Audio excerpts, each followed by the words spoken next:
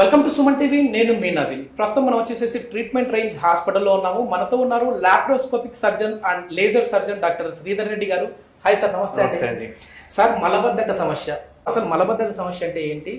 ఈ ప్రాబ్లం రావడం వల్ల పైల్స్ వచ్చే అవకాశం ఉంది, ఇది మళ్ళీ ముదిరిందంటే కొలాన్ క్యాన్సర్ కూడా వచ్చే అవకాశం ఉందని చెప్పేసి కొన్ని ఆర్టికల్లో చదివాను. అసలు ఈ మలబద్ధక సమస్య ఎందుకు వస్తూ ఉంది, దీని నుంచి పైల్స్ ఏ విధంగా మారుతాయి? సో మలబద్ధకం వల్ల ఏంటి అంటే కాన్స్టిపేషన్ ఉండడం వల్ల చాలా మంది ఏంటంటే ఒక గట్టి మోషన్ పోతేనే మలబద్ధకం అనుకుంటుంటారు. బట్ కొన్నిసార్లు ఏంటి అంటే ఎక్కువ సార్లు మోషన్ పోవడానికి కూడా మలబద్ధకం కిందనే తీసుకోవాలి. సో కోలాన్ ట్రాన్సిస్ట్ టైం అని ఒకటి ఉంటుంది. అంటే పెద్ద పేగులో మనకు మోషన్ ఎంత ఫాస్ట్గా తిరుగుతుంది అనే దాన్ని బట్టి మోషన్ అనేది వస్తూ ఉంటుంది. ఏజ్ పెరిగే కొద్ది కల్లా మనకు పెరిస్టాల్సిస్ అంటే పేగుల యొక్క కదలికలు తగ్గిపోతూ ఉంటాయి.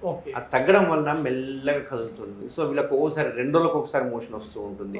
సో ఇట్లాంటివన్నీ ట్రీట్ చేయకపోతే వాళ్ళకి ఏమవుతుందంటే మోషన్ గట్టిగా పోయే వరకు వాళ్ళకు పైల్స్ వచ్చే అవకాశాలు ఉండొచ్చు, ఫిజర్ వచ్చే అవకాశాలు ఉండొచ్చు, ఇట్లాంటి అవకాశాలు ఉంటాయి అన్నట్టు. సో దీన్ని మనం ఎంత తొందరగా ట్రీట్ చేసుకుంటే అంత బెటర్గా ఉంటుంది. చాలా మందికి నేను సహాయం ఇస్తానంటే రక్తం పడంగానే వచ్చేయమని చెప్తాను. లేకపోతే కాన్స్టిపేషన్ ఉండగానే ఫస్ట్ చూయించుకోనికి వస్తే ఆ కాన్స్టిపేషన్ ఎందుకు వచ్చింది, ఏమన్నా కోలాన్ క్యాన్సర్స్ ఏమైనా ఉన్నాయా. అందరు ఏమనుకుంటారంటే బ్లడ్ పడంగానే క్యాన్సర్ అనుకుంటుంటారు, కానీ బ్లడ్ పడడానికి చాలా కారణాలు ఉంటాయి.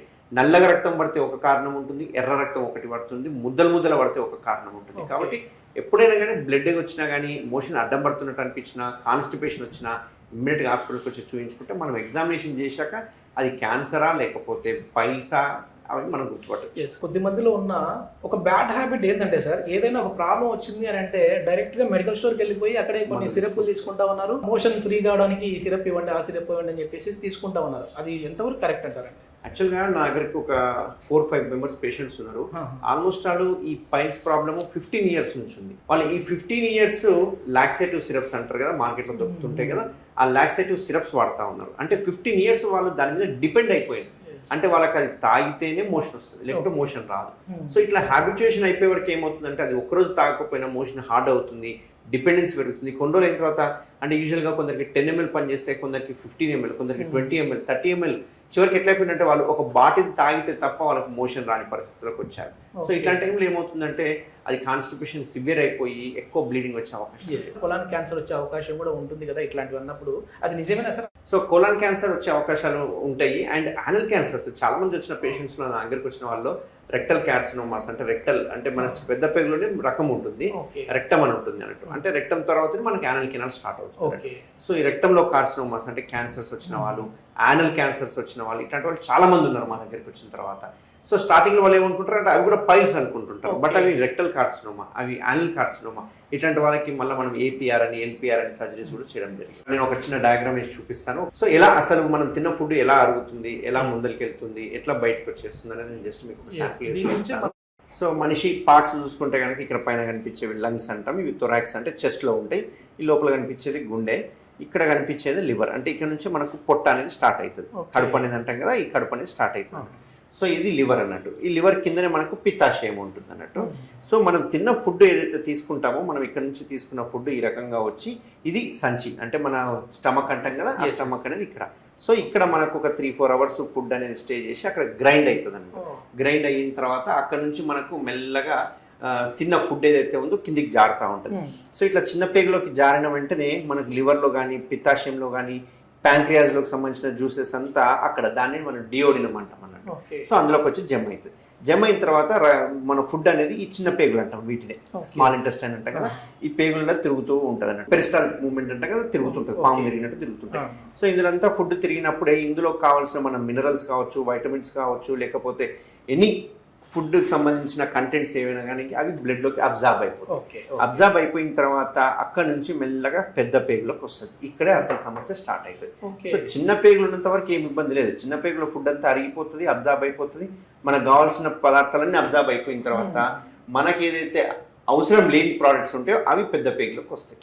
పెద్ద పేగులు వచ్చిన తర్వాత ఈ పెద్ద పేగు నుంచి ఈ రకంగా తిరుక్కుంటూ ఈ రకంగా మనకు కింద నుంచి మోషన్ అనేది కిందికి వస్తుంటుంది. అయితే ఇక్కడ వాటర్ తో పాటు మినరల్స్ అబ్జర్వ్ అవుతాయి.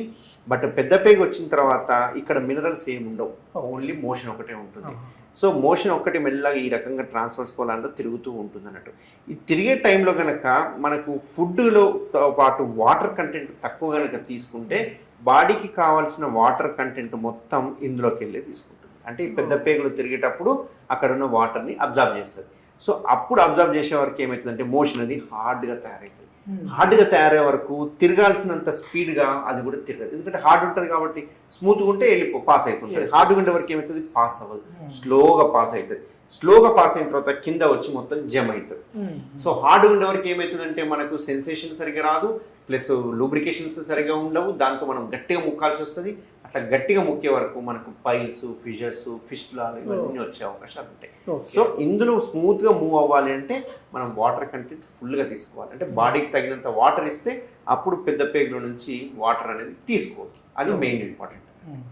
ప్రతి ఒక్కరికి కూడా అర్థమయ్యేటట్టు చెప్పారు సార్. మన బాడీలో టోటల్ కూడా నియర్లీ ఒక 80% వాటరే ఉంటుంది కదా సార్. 90% వాటరే ఉంటుంది. అంటే బ్లడ్ కూడా ఆల్మోస్ట్ వాటర్ దాని కిందకి లిక్విడ్లోనే.